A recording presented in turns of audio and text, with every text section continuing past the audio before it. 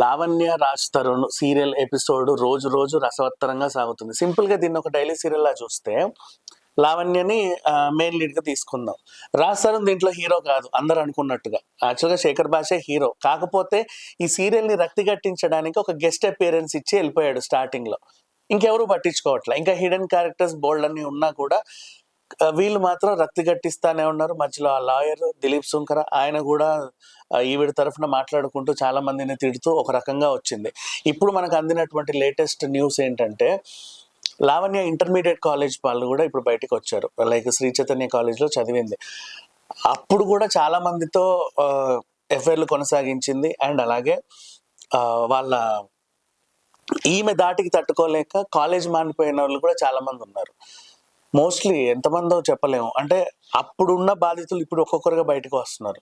అలాగే ఈవిడ అర్పిత్ అనే ఒక ఆయన చావుకు కూడా కారణమైంది. అది కూడా మనం మాట్లాడుకున్నాం గతంలో. అండ్ ఇప్పుడు ఏంటంటే ఇంట్లో కూడా మోసం చేసింది తల్లిని. ఏమని, నేను హోటల్ మేనేజ్మెంట్ నేర్చుకుంటానని ఒక కోర్స్ చేసి డబ్బులు దొబ్బింది. నెక్స్ట్ అలాగే ఎయిర్ హోస్టెస్ కోర్స్ నేర్చుకుంటానని చెప్పి, మరి ఆ కోర్సు ఎక్కడ నేర్చుకుంటుంది, ఏ ఇన్స్టిట్యూట్ అనే దాఖలాలు చెప్పకుండా వాళ్ళ అమ్మని కన్విన్స్ చేసింది. పాపం వాళ్ళమ్మ వాళ్ళ నాన్నకు తెలియకుండా ఒక 30 లక్షలు తెచ్చిస్తే దాన్ని తీసుకొని గోవాకి వెళ్ళి జల్సాలు చేసి వచ్చింది. ఈ విషయం కూడా బయటకు వచ్చింది. అండ్ నెక్స్ట్ అలాగే సుబానీ హోటల్ బ్రదర్స్ లో షరీఫ్ మొయినుద్దీన్ లో షరీఫ్ తో కూడా ఈమెకు సంబంధాలు ఉన్నాయి.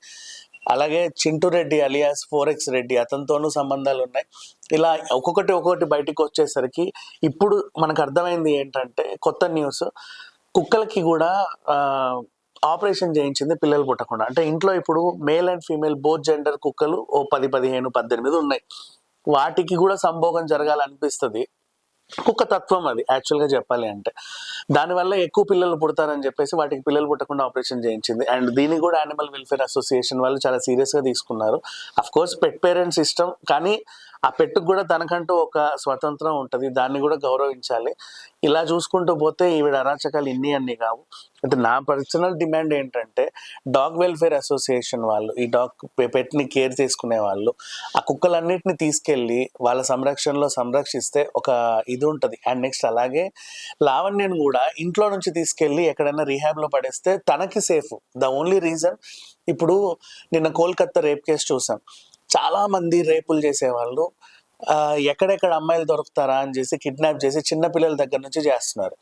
అండ్ ఇప్పుడు ఇలాంటి వాళ్ళకి ఈవిడ ఒక అడ్రస్ అయిపోయింది. అంటే నాకు మగాళ్ళు కావాలని ఆమంతట ఆమెనే చెప్పిన వాయిస్ రికార్డులన్నీ బయటకు వచ్చేసరికి వీళ్ళు అరే పలానా డ్రగ్స్ ఆమె ఇక్కడెక్కడో ఉంటది, మనం వెళ్ళి ఆ తలుపు దంతే ఆవిడే కోఆపరేట్ చేస్తుంది అనే రేంజ్కి వచ్చింది ఇప్పుడు. అంటే తన లైఫ్ తనే అలా దిగజార్చుకుంది. ఇప్పుడు ఇలాంటి వాళ్ళందరూ ఇలా కొంప మీద పడి అల్లరి చేస్తే ఆమె బతికే ఇంకా సర్వనాశనం అయ్యే ఛాన్స్ అయితే ఉంది. సో ఆమె ప్రాణాలకు కూడా ప్రమాదం.